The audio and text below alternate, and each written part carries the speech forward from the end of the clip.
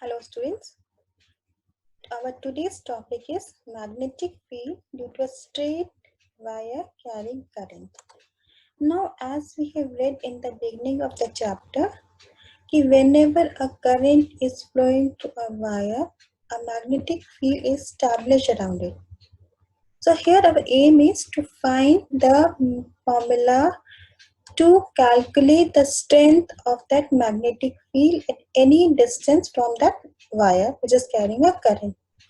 So let's take this. We have wire AB which is carrying a current in the upward direction.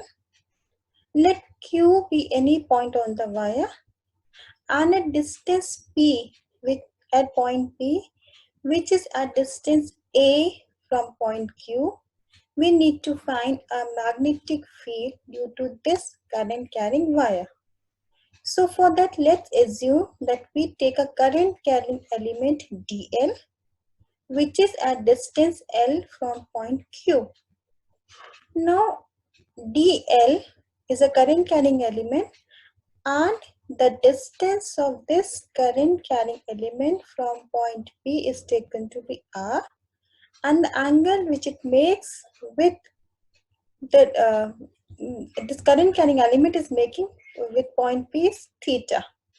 Now as we all know that according to Biot-Savart's law, magnetic field due to a current carrying element at any point is given as mu naught 4 pi I dl sine theta by r square, where theta is the angle which this current carrying element is making with the wire and r is the distance of point of observation or point of calculation from this current carrying element.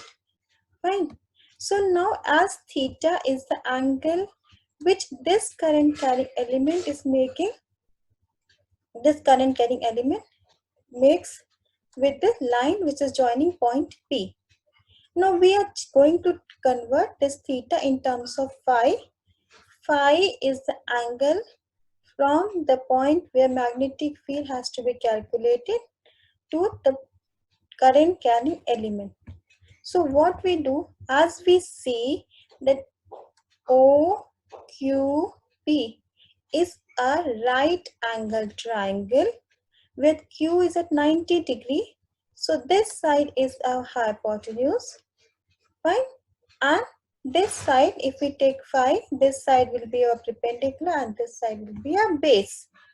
So in this right angle triangle, theta plus phi, they are equal to 90 degree. So theta will be what? 90 minus 5. And if we write theta is 90 minus phi, that comes out to be cos phi, because the property the sine 90 minus some angle equals to cos phi. Now similarly, if we take for r, in this triangle, cos phi, as we say, is base divided by hypotenuse. So r is equals to a by cos phi and 1 by cos phi second phi. So we get r is equals to a second phi. Now we come for dl. Now in the same triangle, tangent phi is a perpendicular divided by base. So tangent phi is perpendicular divided by base, that is L by A. So L equals to A tangent phi. On differentiating, we get dl equals to A second square phi d phi. Now we have seen that for sine theta, we can write cos phi in terms of phi angle. R in terms of phi angle can be written as A second phi, and dl can be written as A second square phi d phi. So we replace all these terms dl sine theta r square in the equation of Biot-Savart's law, and when we replace, what we get, dB equals to mu naught 4 pi I A second square phi d phi cos phi A square sec square phi d phi. Now what happens? A cancels out with one of the A in the denominator. Second square cancel out. And the numerator, we are left out with dB equals to mu naught I 4 pi A cos phi d phi. Now this is a magnetic field due to a one single current carrying element present in the wire. But if we have to find the magnetic field at point P due to the entire length of the wire, we can assume the wire to be made of a small current carrying element. So what we do, we take angle from point P to the lowest point, that is bottommost point, and the topmost point of the wire. So when according to right hand rule, the direction of magnetic field at point B due to all such current carrying element will be in the same direction. And normally into the plane of the paper. So the total field at point P due to this entire conductor, it can be obtained by integrating from limit minus phi 1 to minus phi 2. So our previous equation, that is dB, is integrating from minus phi 1 to phi 2, and as dB was equals to mu naught I 4 pi a cos phi d phi. Mu naught I is constant, so it is taken out of the integral sign. Only term which can be integrated within the limit is cos phi d phi. Now the integration of cos phi sine phi. So minus phi 1 to phi 2 sine phi. Now we substitute the limit, upper limit, and then we write the lower limit. So we get mu naught I 4 pi a sine of phi by 2 minus sine minus phi 1. So minus sine of minus theta give you theta. So similarly sine of minus phi 1 give you minus sine phi 1, and its minus already outside. It becomes plus. So we get the expression for magnetic field at point P due to the entire length of the wire as B equals to mu naught I 4 pi A sine phi 1 plus sine phi 2. This is if the wire is of a finite length. But now let's take a special case of this. Suppose our wire is of infinite length. Infinite length means when you're observing the wire, you are not able to find the ends of the wire. So if you start observing wire, if we are at this point, the maximum angle by which our head can turn is 90 degree in the upward direction, and same in the downward direction, maximum by 90 degree. So phi 1 and phi 2 can have a maximum value of 90 degree. And secondly, the point, it should be at the center of the wire.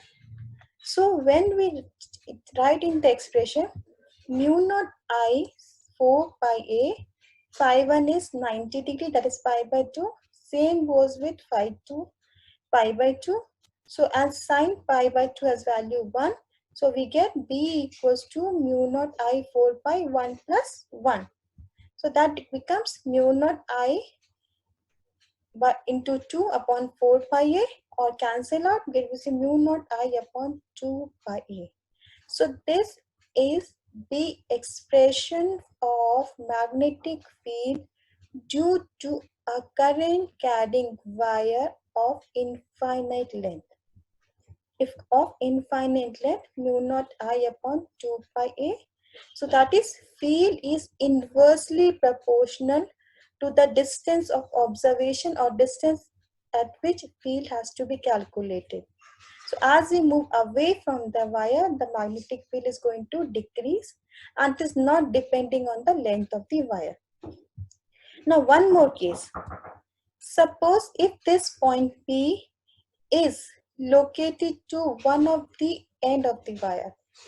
So that means suppose if we start moving and wherever the end is of the wire is there, observation point is there.